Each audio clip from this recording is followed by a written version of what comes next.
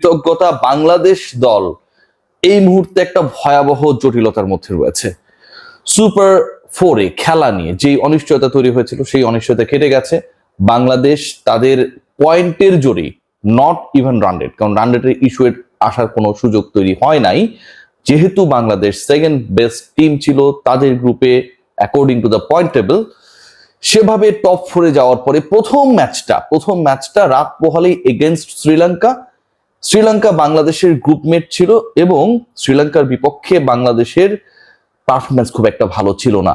যে শ্রীলঙ্কার জয় নিয়ে 18 কোটি মানুষ মোটামুটি দোয়া ধরেছিল যে শ্রীলঙ্কা যেন আফগানিস্তানকে হারিয়ে দেয়, সুপার 4-এ বাংলাদেশের জায়গাটা যেন নিশ্চিত হয়, সেই 18 কোটি মানুষ এই মুহূর্তে পুরো পোল্টি মেরে দিয়েছে। পোল্টি মেরে সবাই এখন সিংহ ছেড়ে বাঘের লেজ ধরেছে। বাঘ জিতবে, বাংলাদেশ জিতবে, জিততে হবে, লক্ষ্য এশিয়া কাপের ফাইনাল পর্যন্ত যাওয়ার স্বপ্ন দেখা যায় কি না। দেখুন, বাংলাদেশ দল লাস্ট যে ম্যাচটা খেলেছিল, যেই ম্যাচে আফগানদের হারিয়েছিল, সেই ম্যাচে ফুল টাইম বোলার অথবা প্রপার বোলার ছিল 4 জন। বাকি 4 ওভারের যে কোটা ছিল সেটা সাইফ এবং শামীম হোসেন পাটোয়ারিকে দিয়ে ফুলফিল করানোর পরিকল্পনা করা হয়। দুজন মিলে দেন 55 রান। 8 রানের ব্যবধানে আফগানিস্তানকে হারানোর ম্যাচে বাংলাদেশের 2 পার্ট টাইমার তারা 4 ওভারে দিয়েছে 55 রান। বাংলাদেশ যখন শ্রীলঙ্কার এগেনস্টে খেলবে তাদের batting line up more difficult to handle. এবং কতটা ডিফিকাল্ট, সবশেষ ম্যাচে আবুধাবিতে আফগানিস্তানের বিপক্ষে যেভাবে তারা ম্যাচটা কনভিন্সিংলি জিতে নিয়েছে, সেখান থেকে সেটা প্রমাণিত। বাংলাদেশের বিপক্ষে যেভাবে 32 বল হাতে রেখে শ্রীলঙ্কা জিতেছিল ওই একই আবুধাবিতে, সেখান থেকে সেটা প্রমাণিত। So difficult comparing to Afghan batting line up, সেই difficult batting line up Sri Lanka যারা এটা নিয়ে খেলতে নামবে তাদের এগেনস্টে কি বাংলাদেশ পার্টির মধ্যে নামিয়ে দেবে? একজন বোলার পারছে, স্কোয়াডে 11-এ একজন স্পেশালিস্ট, 11-এ একজন full time bowler, proper bowler, team management বাড়াচ্ছে। 4 জন বোলারের ঝুঁকি বাংলাদেশ দল is not going to take. So একজন যেহেতু বাড়ছে, একজন নাম্বার অফ বোলার যদি বাড়ে, তাহলে বোলিং ডিপার্টমেন্টে তো আসলে কাউকে কমানোর সুযোগ নেই। হয়তো কারো রিপ্লেস কেউ হতে পারে, কিন্তু কেউ কাউকে এমন ভাবে রিপ্লেস করবে না যে ও নাই হয়ে গেছে। ব্যাটিং ডিপার্টমেন্ট থেকেই একজনকে বাদ পড়তে হবে। সো ব্যাটিং ডিপার্টমেন্ট থেকে একজন বাদ পড়ছেন, সেই ক্রিকেটার কে? সেই আলোচনায় রয়েছে আবার 3টা নাম।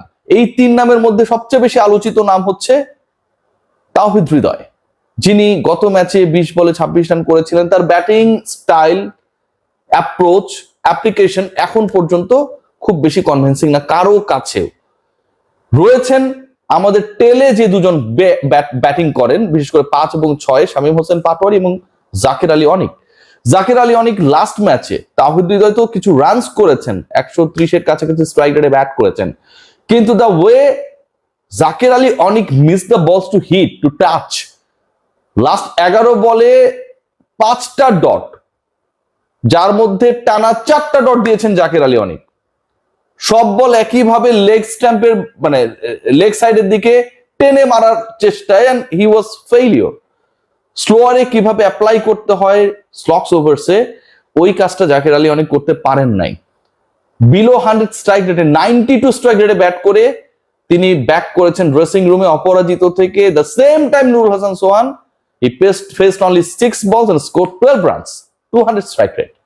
So 3 জন ক্রিকেটার রয়েছেন, এবং যারা ব্যাটিং লাইন আপের স্ট্রেংথ বলতে পারি, পার্ট বলতে পারি, যেভাবে এটাকে এক্সপ্লেইন করেন না কেন, আউট অফ 7 ব্যাটসম্যান, এই 7 জন ব্যাটার যাদেরকে বাংলাদেশ খেলিয়েছিল সবশেষ ম্যাচে 8 রানের জয় করা ম্যাচে, সেই 7 জন থেকে একজন বাদ পড়বেন। এবং সেই মানুষটাকে জাকির আলী অনিক, তাওহিদ হৃদয়, নাকি শামীম হোসেন পাটোয়ারি, সেই আলোচনাটা রয়েছে। এবং তার পরিবর্তে একজন বোলার বাংলাদেশ 11-এ ঢুকছেন, সেই বোলারটাকে, সেটাও কিন্তু একটা আলোচনার বিষয়।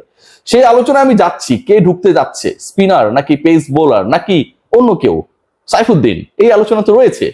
তার আগে একটু ইন্টারেস্টিং আরেকটা ফ্যাক্ট আলোচনা করি। আপনারা জানেন যে লাস্ট যে ভিডিওটা আমি বানিয়েছিলাম সেখানটা আমি বলেছি যে আসলে we actually need Parvez Hossain Emon in opening. কেন তাকে প্রয়োজন? ওই এক্সপ্লোসিভ স্টার্টটার জন্য। পাওয়ার প্লেতে বাংলাদেশ যদি একটা দারুণ অ্যাপ্লাই করতে পারে, যদি 2 ওপেনারের একজন অ্যাটাক করতে পারে, সফল হতে পারে, then it could be easier for the other batters to accelerate. But team management they are in a decision, almost এই ডিসিশনটা ডান পারভেজ হোসেন ইমনের